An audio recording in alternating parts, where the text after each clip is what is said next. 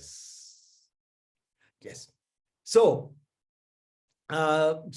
you can keep posting questions and I will try to keep up and try and answer as many as I can. Yeah. So without much ado, let us get into this. There is a series of questions which has come to me from Meda.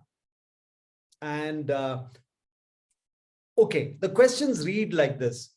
Does 22.5 degrees, that is 16 divisions of 360 degrees or a circle, correspond to the 16 kalas of the moon? Yeah. Do 8 petals of mandala, are they associated with Ashtavastu? Is the Feigenbaum constant value of 4.667 associated with the time scale of Brahma? Do the 4 concentric rings of Durga Mandala Vaatika associated with the loop of mathematical wave function with reference to the 4 chunks of 360 that correspond to 1440 minutes or span of one day? Bhagavad Gita chapter 8 verse 17. Now, first thing, when we get into sacred geometry, we have to be very cogent about how we create associations. What is cogent? Cogent means a very logical progression of thought based on scientific rigor, which connects point A to point B. Even then, we say that this is perhaps likely to be true. Yeah. You will find so many things like, are the 7 notes on the musical scale corresponding to the 7 chakras that we have in the body? Now, there could be a compelling reason to say yes. But if you make a cogent statement for it, you will fumble. So when we look at many things, and I think this is one of the areas where we, coming from the beautiful and deep knowledge of the Vedic tradition, how we project it into the world, project it for the world, we have to be very careful from making a difference between cogent explanations and casual associations. Okay, so let me just go through some of these. For example, do 16 divisions of the circle represent the 16 colors of the moon? Perhaps yes, perhaps no. But if I look at the progression from new moon to full moon, do I refer to the angles or do I refer to the crescents and the slow unveiling of the moon? Is there a mathematical equation or a mathematical geometry that explains this? Unless we know that, it is worth pursuing. I am not saying that there is no connection, but I would say that before we say there is a connection, we should explore it in a cogent scientific manner. It should be a cogent state. Then we have something. 8 petals of the mandala associated with the Ashtavastu. I have given a lot of explanation, especially for our Varamahalakshmi Mandala Vaatika. I have gone into great detailed explanation of the cogent between the petals and the 8 manifestations or the 8 wave function derivatives of the tattva of Varamahalakshmi. Yeah. Now, Varamahalakshmi also has a connect with the Vastu, but they are based on the 4 corners. They are based on the 4 corners. The 4 cardinal points. They are based on that. But would they be based on 8? I don't know. But if we need to make that statement, we would have to explore that much deeper. I am not an expert in Vastu. Therefore, I would suggest that you get it examined by a domain expert in Vastu and see what he has to think about. The Feigenbaum constant, I am very clear about, because this is one of the most beautiful evidences you will find between the Queen of Chaos, Durga Devi, and the equation of chaos, the chaos theory, and how this 4.666 is a magical number that appears, and how I say you can spot it in the Durga Mandala Vaatika. And this is very interesting. I find every time I announce a Mandala Vaatika course, since Durga is one of the first ones there, people get into it and they say, but sir, I am not even getting 4. 4.66 is far away. I'm not even getting 4. What's happening? Am I making a mistake? And then I post my audio bite. Now, what is said there is something very beautiful, because this can only happen when you experience it. Even if I took AutoCAD and drafted the Durga Mandala Vaatika with the exact ratios that I have shown you, the exact method statement for drawing Durga Mandala Vaatika, I will not get 4.667. I will not get it.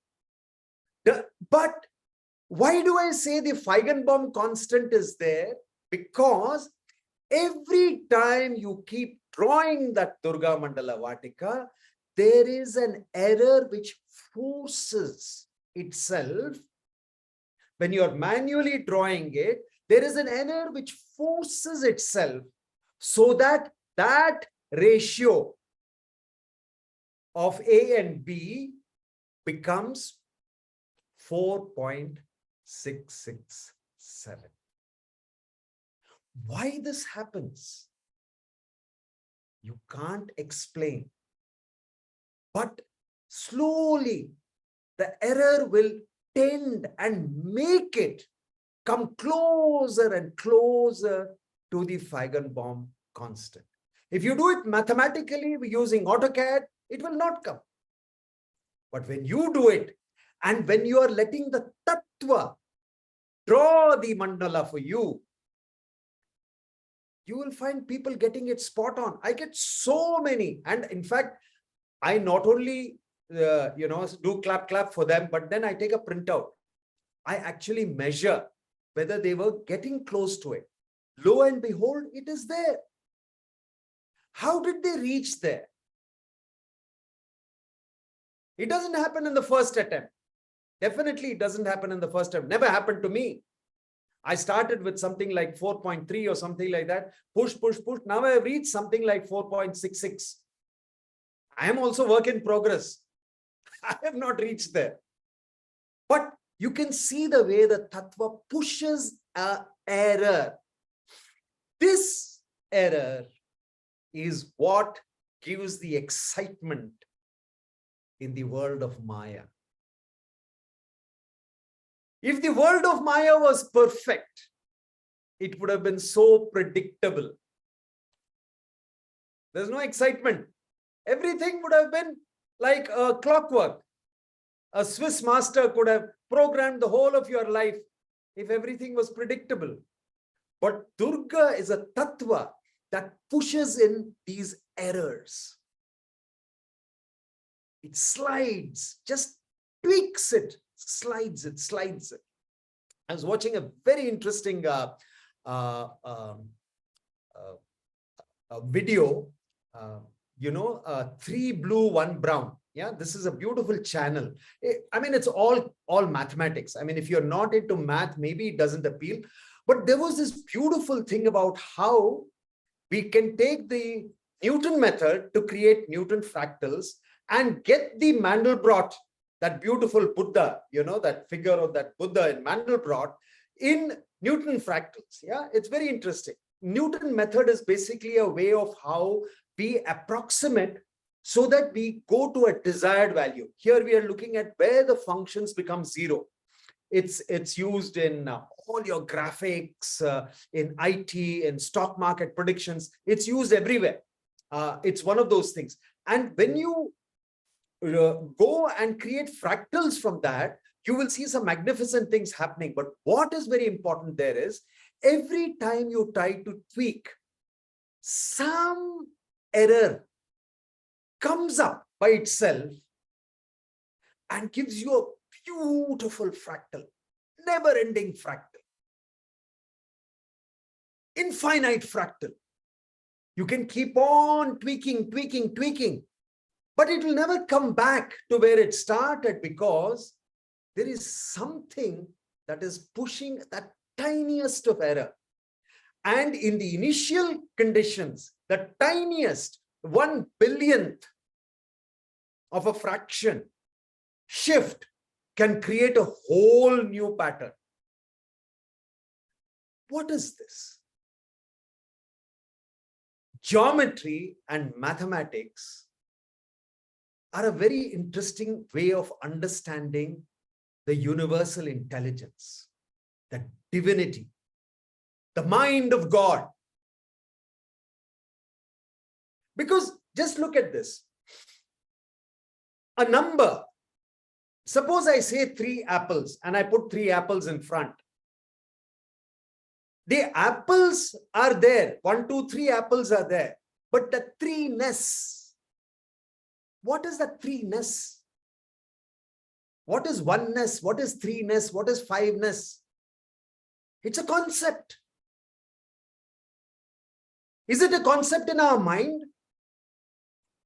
No. It was there before human beings came onto this planet.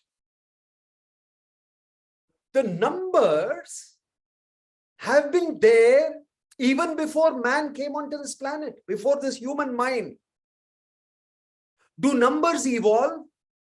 Does 5 become a 7 at some point of time in evolution? No. 3 has always been 3, 7 has always been 7. Whether human beings counted or not, they've always been like that. Mathematical laws. Who set the laws of mathematics? What are numbers? Numbers are representation of quantity. That's the best definition. And the laws which govern mathematics, are they created by man? No, they were discovered by man. Before Pythagoras discovered his theorem, you mean to say that the triangles were not like that? 90-degree triangle always had a square is equal to b square plus c square. So, mathematics is infinite. It is conceptual. It is what creates everything. It is all pervading. And its laws are immutable.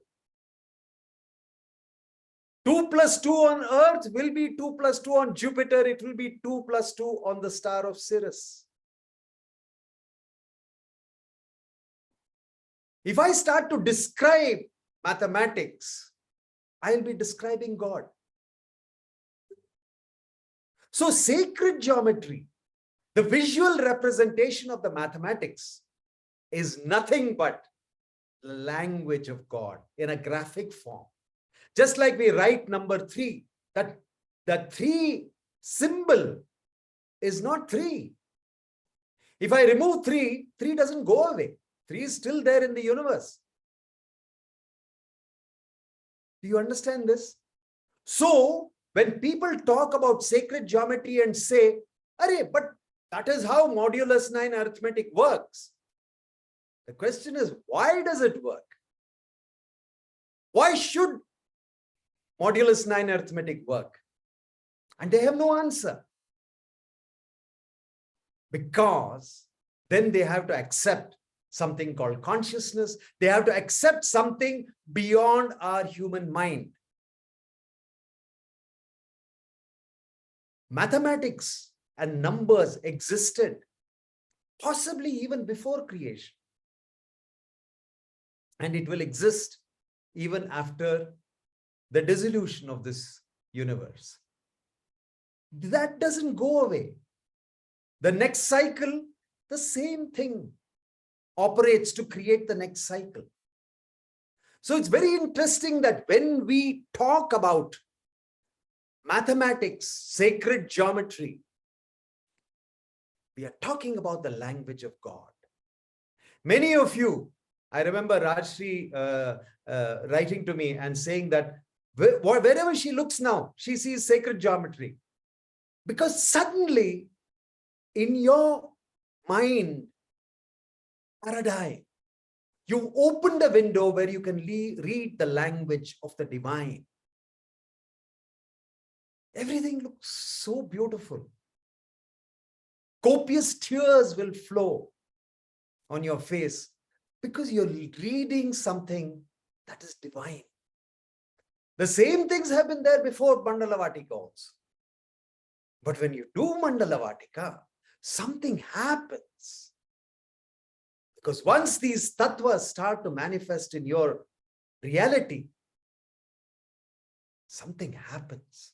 You start to read the language of God. And the language of God is everywhere. In mathematics, you can take all the fractals, the beautiful, beautiful fractals. And you know, in my latest research that I was doing in fractal mathematics, I found that Mandelbrot was not the only fractal that you can get, where you can get all these wonderful, wonderful iterations and beautiful space. And there are many, many, many, many equations from where you can get these. When you look at a leaf, when you look at the clouds, when you look at the waves, everything is a fractal. If you take a picture, you never know what the scale is. If I took a picture of a cloud or a part of a cloud, I could never tell, you could never tell how big that cloud was or how small that cloud was, because it's all seemingly the same thing with little variations. A fractal is that.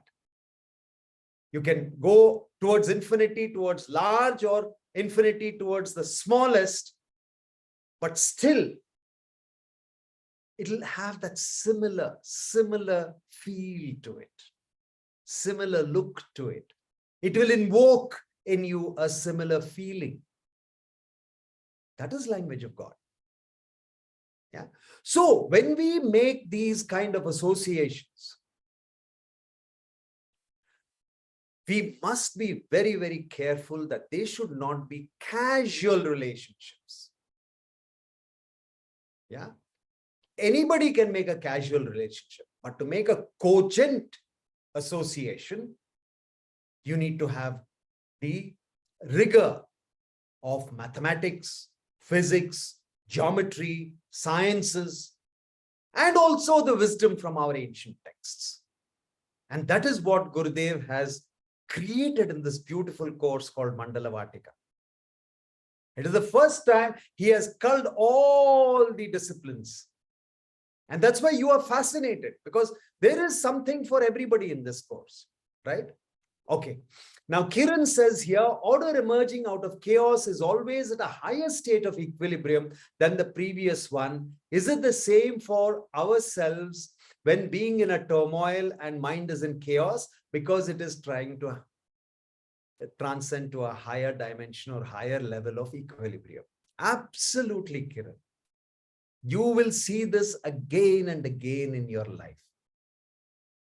When you think that this is the pits, when all that churning is happening,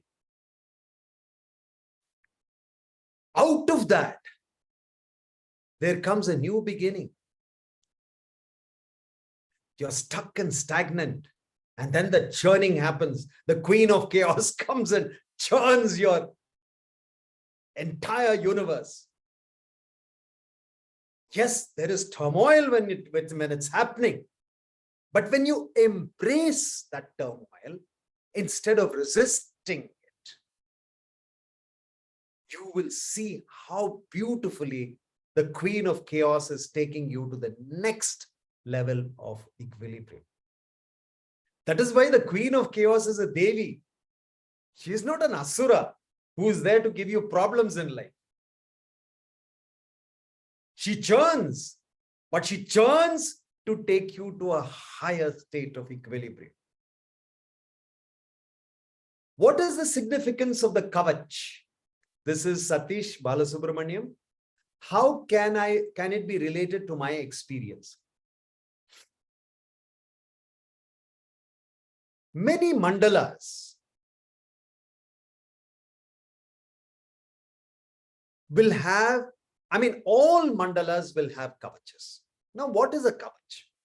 Kavach is basically like if you had a nuclear reactor, okay? You would then have lead-lined walls and then concrete walls and all that. Should anything go wrong, the explosion will be contained. That is one point. Secondly, when the energy generation happens, it can be directed in a way that it can be used in a useful manner by human beings, right? So if there was no enclosure to a reactor, you can't harness that energy. It's just an atomic bomb. It'll just explode and destroy everything. The Mandala Vaatikas that we are dealing with are extremely powerful geometries. They represent fundamental tattvas which shaped this universe. Very fundamental tattvas. The Guru Tattva, for example, is the force of gravity itself. The gravitational wave function is nothing but the Guru. And from that, there are so many tattvas that have evolved. The Siddhi Vinayaka, the Varamahalakshmi, all these tattvas, these are all extremely, extremely powerful tattvas. Gurudev has given us a technology where we just sit, we draw something, there is some chant, we do something, we put it here, and then we experience the miracle. But it's like Kriya. We just innocently sit there, and then the magic happens. This is our master. He knows how to package for the 21st century. But that does not take away that here we are dealing with very, very, very powerful entities. The wave functions which shaped the early universe. We are dealing with that in such an intimate manner. We are calling them like a friend. Hello, want to come over? Chill. That's how we are dealing with in this technology. If you just shift to yantra, people go berserk in the yantra technology. They do all kinds of things. Here we can do it because a living master is providing the kavach. So many representations of the kavach in our Mandala Vaatika Paddhati are because they are shaped by a living master. This technology cannot happen outside the protection. The master is the one, he has signed a karmic guarantee, like a bank guarantee, a karmic guarantee he has signed with the universe saying, listen, these are my children, let them play. I will take responsibility for them. If anything goes wrong, I am there to set it right. So universe, I am giving you the guarantee, let these children play. And that's how we are all playing in Mandala Vaatika. We are all like children playing with our friends. Varamahalakshmi, Durga Devi, Muruga, Siddhi Vinayaka. This can happen only because the kavach of a living master is there. So the kavach is basically when the tattva enters into your manifest reality, it enters from the inside. But the kavach is a shape. It's actually a two-dimensional representation of a three-dimensional space. Why 3? It goes up to 8, the E8 crystal. But that it is a enclosure not only to protect and contain the power of the tattva, but also to channel the tattva into your manifest reality in a benign manner, in a manner where it will come to you like a friend. So that is the role of a coach. Anurag Sardana, I got 4.9, 4.45. Yeah. So please keep going. Yeah. It is something that is inexplicable. The more times you do it, sometimes you do it in larger scales also. You do it and push it, push. You don't push, the tattva will push and it will tend towards 4.667. Sometimes I go through duality before experiencing oneness. Can you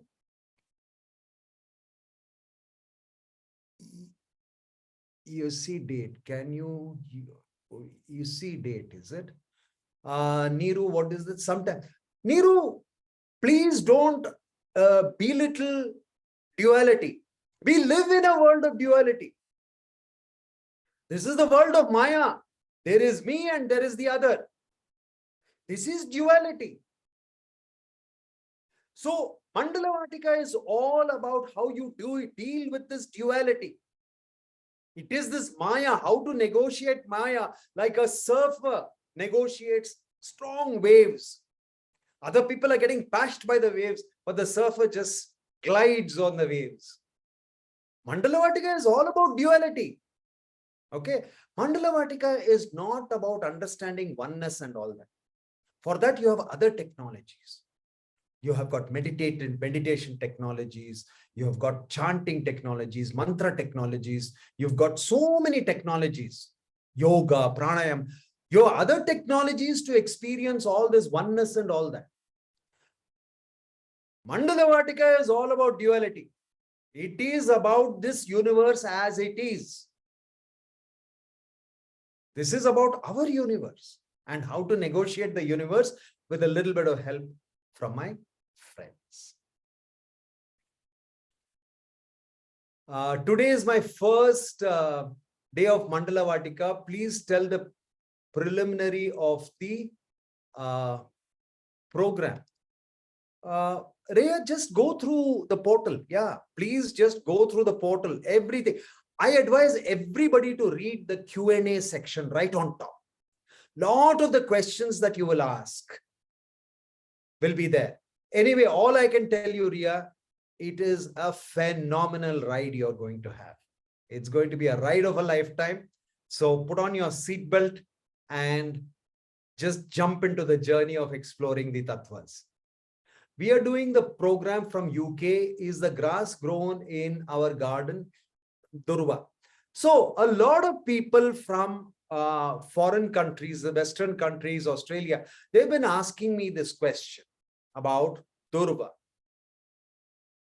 Durva is Bermuda grass. It is available in your garden stores, in your garden marts, nurseries. It is available. It comes as clods. Yeah, it comes as seeds.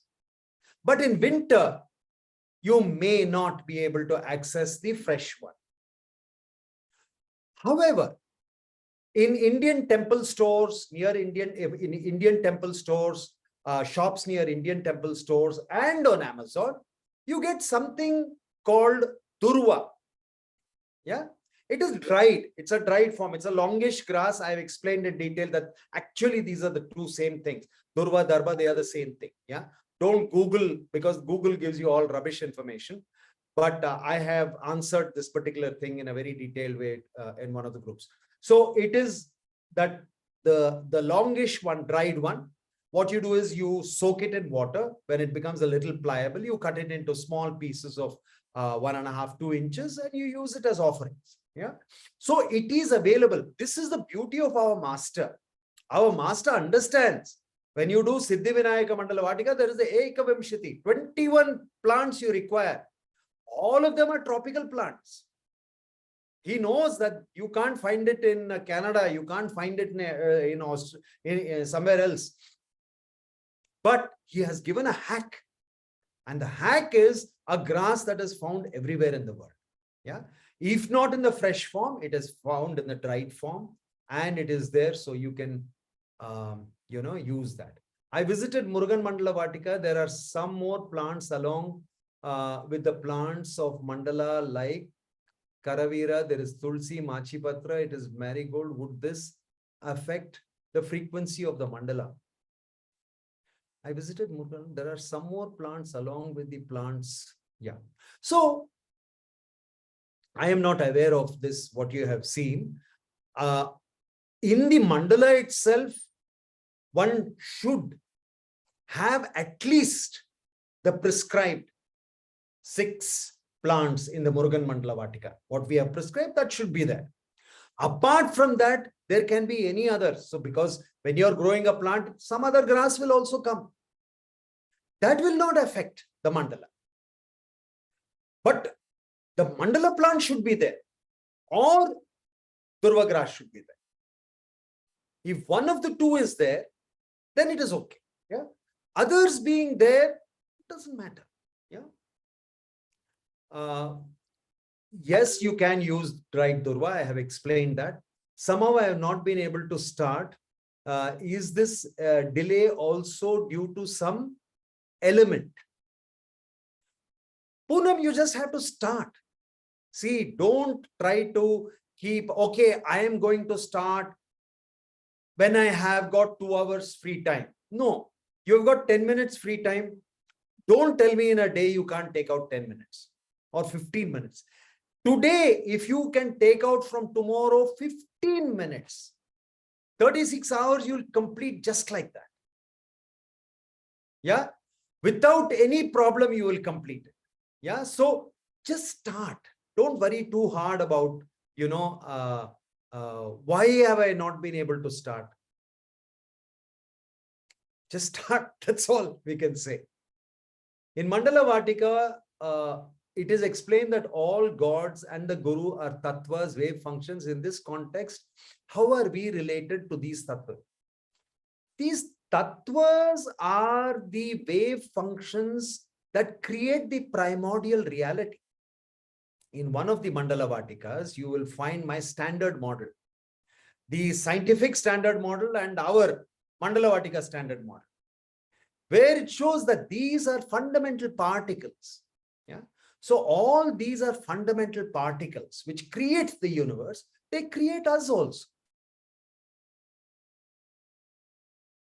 These very same tattvas create us also. Yeah. But we have forgotten. Sir, can you please talk about Saraswat civilization? Were they all enlightened souls? What happened to them? We are Kali Yuga, forgotten values. Okay. Now, there is this beautiful series in Netflix called The Ancient Apocalypse. If you have not watched it, watch it. Because I have been tracking across civilizations the very same things that he talks about. Yeah. And he talks about a civilization before the Ice Age. Yeah. The Younger Dryas. Yeah. That Ice Age which happened. Apparently, we have several clues all over this planet. Whether it is in our mythological legends, whether it is in the archaeological excavations, the dating, we have got people at the end of the Ice Age, the hunter-gatherers, suddenly talking about some divine person who comes and teaches them to build megaliths and huge pyramids and all that. Somebody who is having knowledge of a very advanced culture comes into their society and suddenly educates them. He gives them seed, teaches them how to do agriculture, architecture, teaches them astronomy, teaches them everything. Okay, so this series, it's called The Ancient Apocalypse. And it's a beautiful series. And what happened to Saraswat civilization is also there in that. Because you can link that flood we also talk about, which wiped out some. And you can also see that because what we have in our Vedic culture, in our Vedic tradition, obviously came from a civilization who was very, very evolved and advanced. But somewhere in the timeline, there is a gap. So what was that gap? How did it happen? Some interesting thoughts on this so that we can look at that. Can you pray for someone else who doesn't live in the same house? How can we get the best health for that person? Shah from Chicago. Shah, Mandala Vaatika Paddhati is for your own self.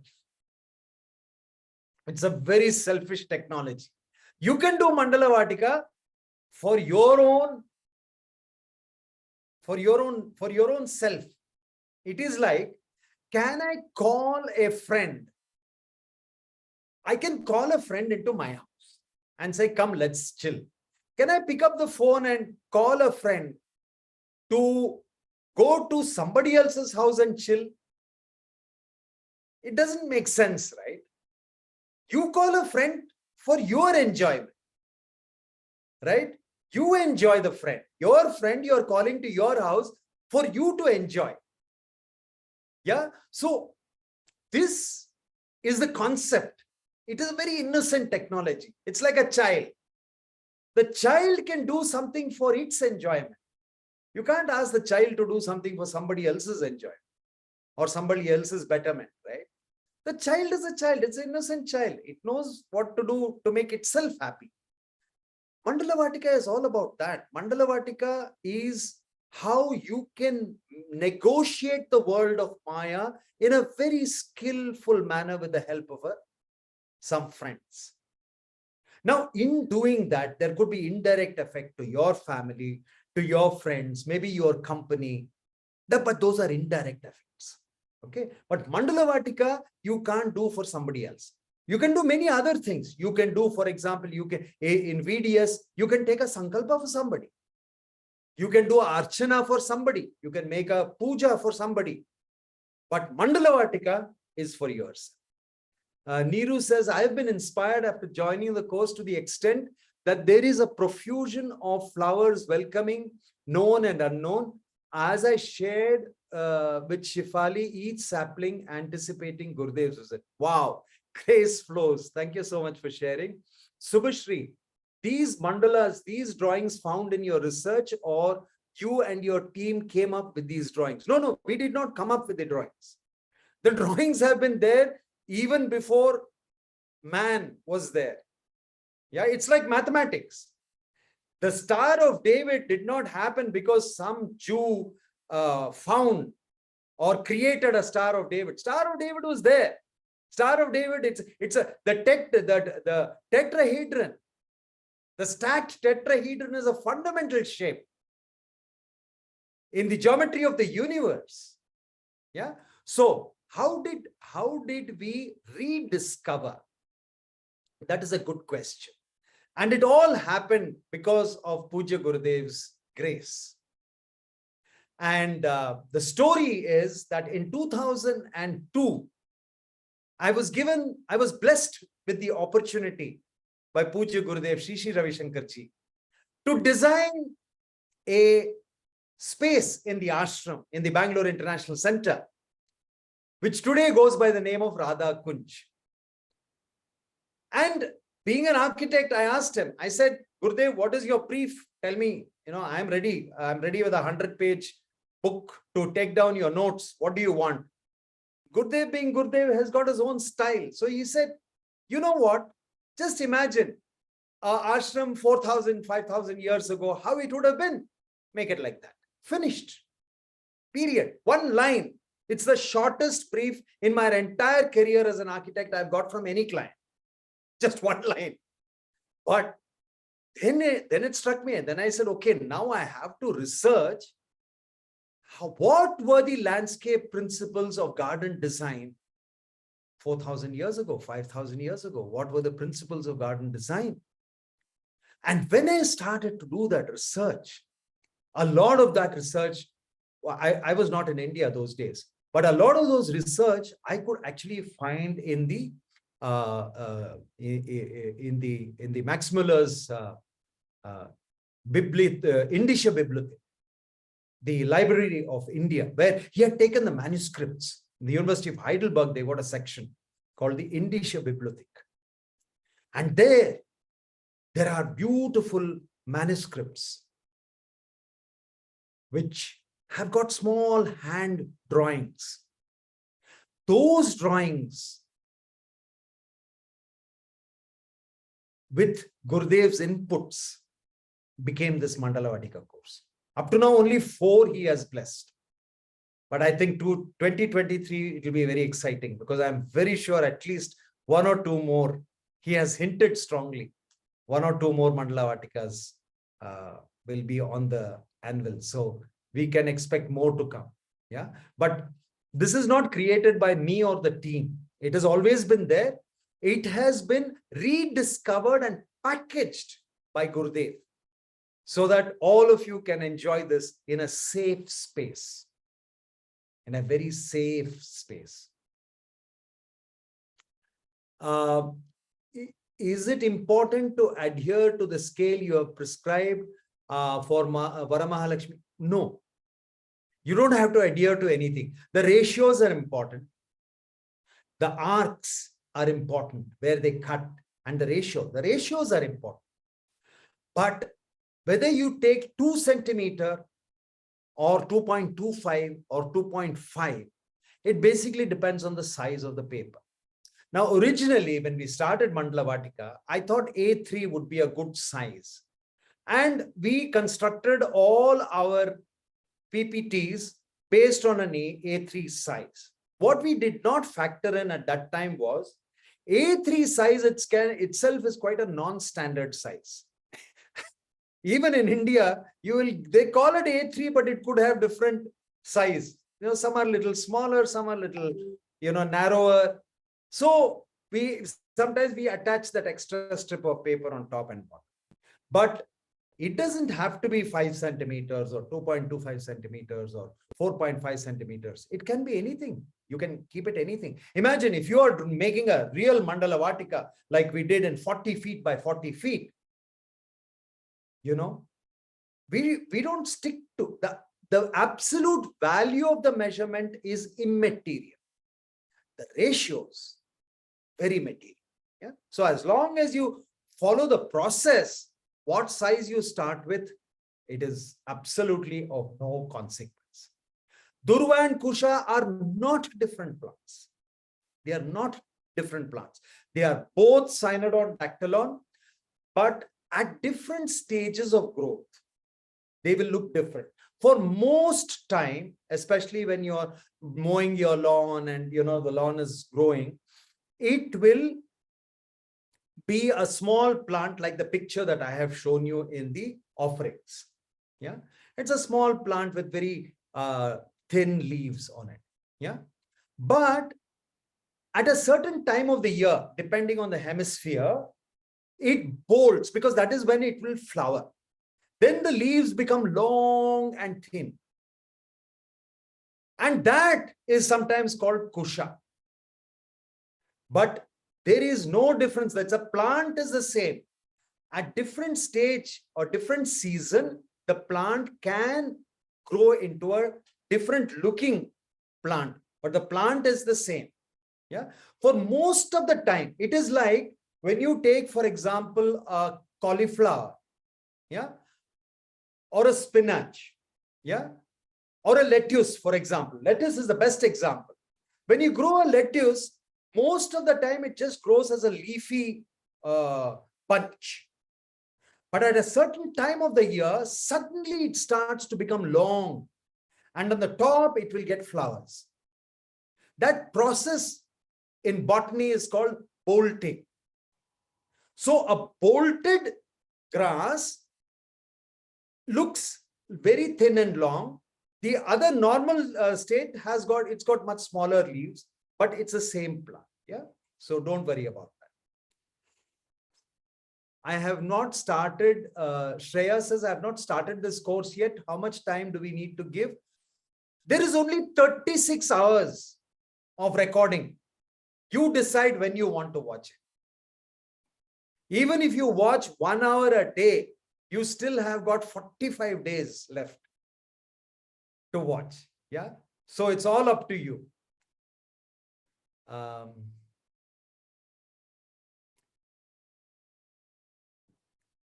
What is Marubak Patra? Maruaka Patra Machi Patra.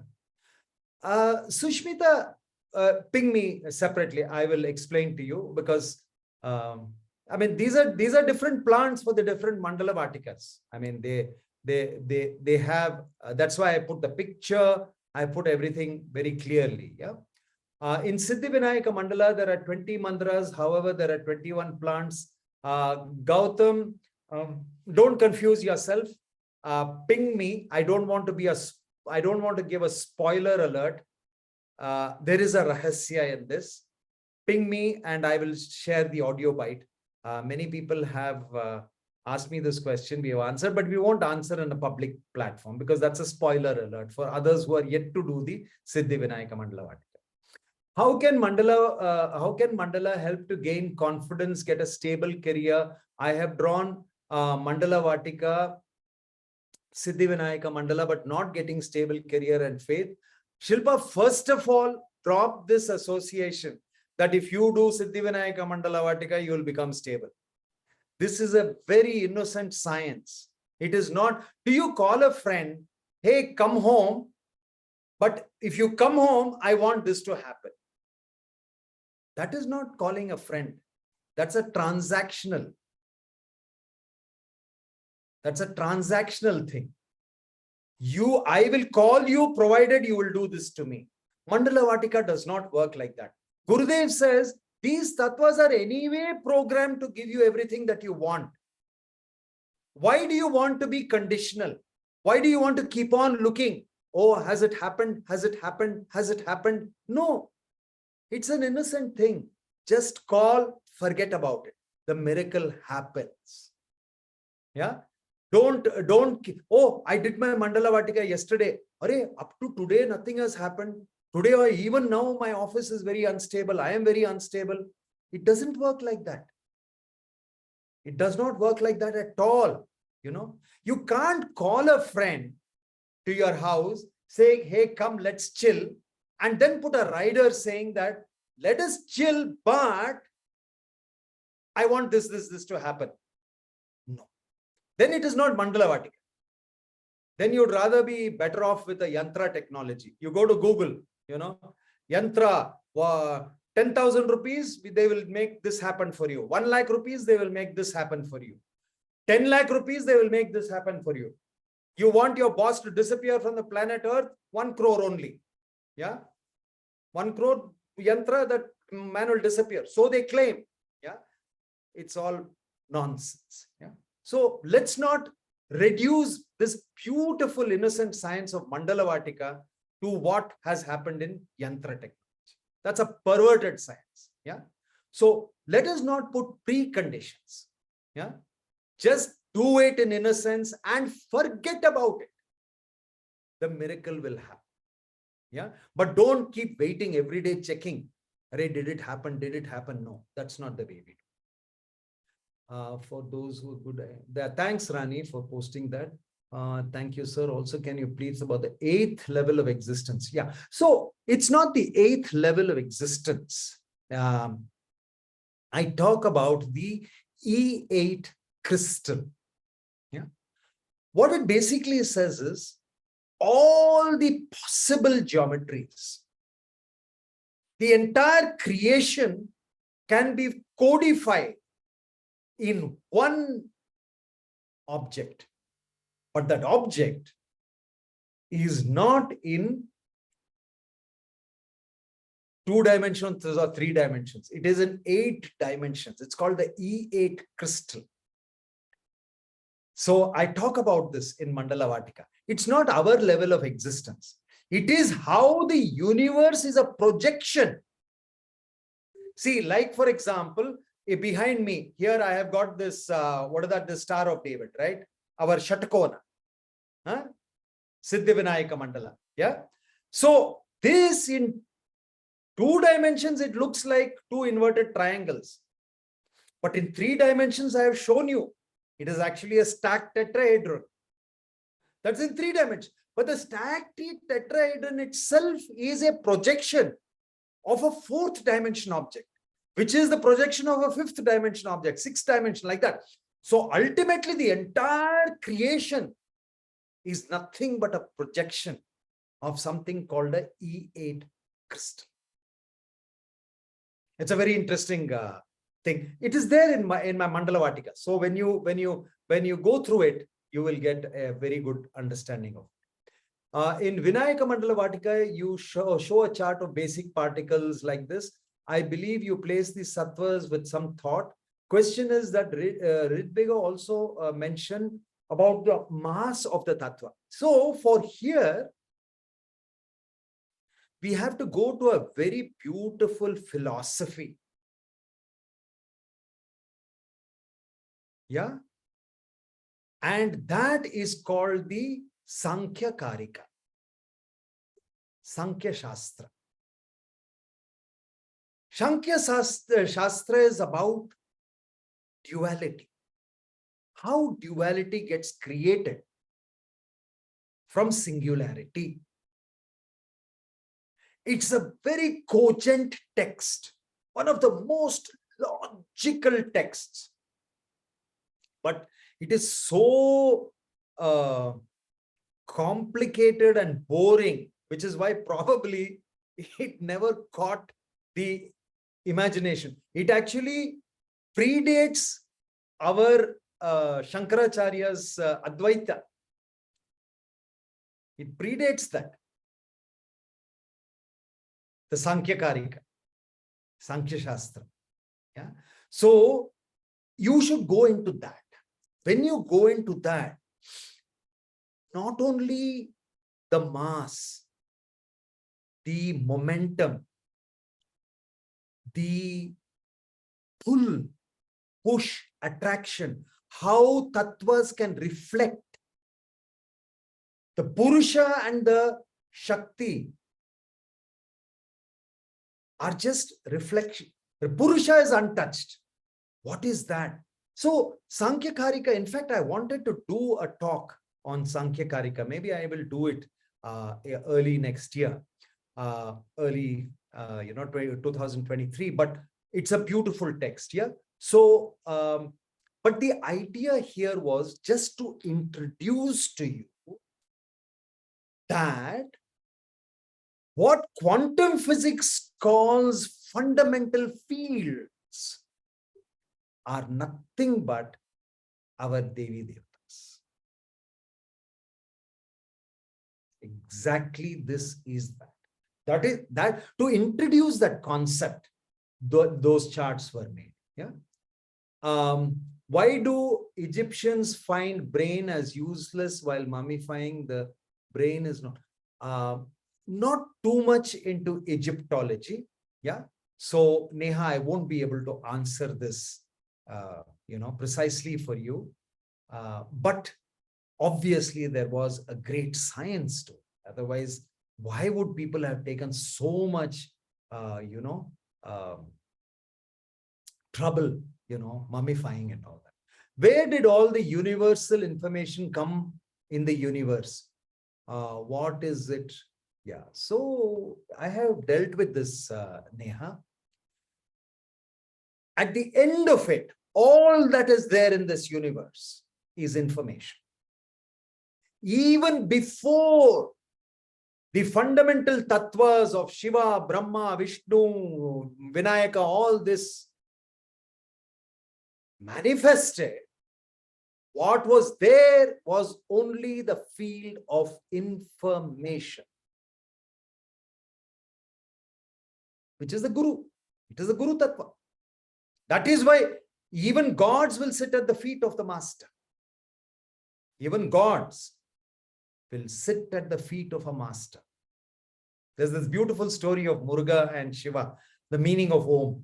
I described it. Why does he put him on top? Because the guru will always be given the hierarchy of respect, because it is the field of information that is the only truth in all this creation.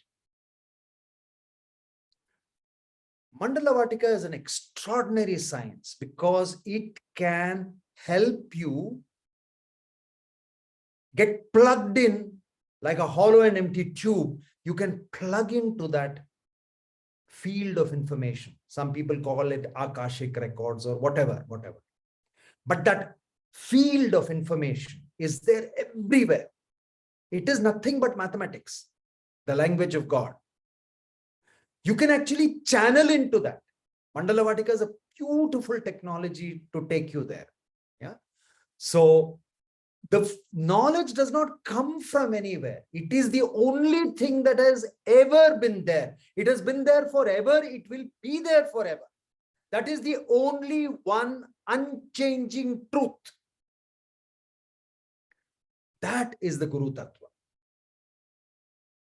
Max Muller was a great Indologist. He came to India, spent a lot of time in India, learned Sanskrit, and because he was so afraid that the ancient original manuscripts would be destroyed because people didn't understand the importance, and the British never gave it too much importance. They were happily destroying it all over the place. So he actually took it back to Germany. I am excited to learn more on how to build 8-dimensional mandalas. Me too. Whenever you do it, let me know. I'll come and sit with you. If Mandala Vaatika is of some use for office, oh yes, of course, it is used for office. It is used for home. It is used for everything. Mandala Vaatika, you can install a Mandala Vaatika in your office. No problem at all. Yeah, you can install it anywhere. Yeah. So on that beautiful note, on the eve of this year, where we are slowly coming out of COVID, although some news here and there talks about, something, but I don't really believe that this would be 2023 will be anything like what it was in 2021. Yeah. So a great beginning, 2023. It will be very special for me because a lot of Mandala Vaatika teachers will be blessed by Gurudev to teach this wonderful science of Mandala Vaatika. So on this wonderful note, I take leave of you. All my blessings for you to have a great, great year ahead. And lots of thanks to my wonderful team Mandala Vaatika, who have done extraordinary work to keep this knowledge going. And I will be there on the last Sunday of January, again with a Q&A live session. Till then, to each one of you, Jai Gurudev.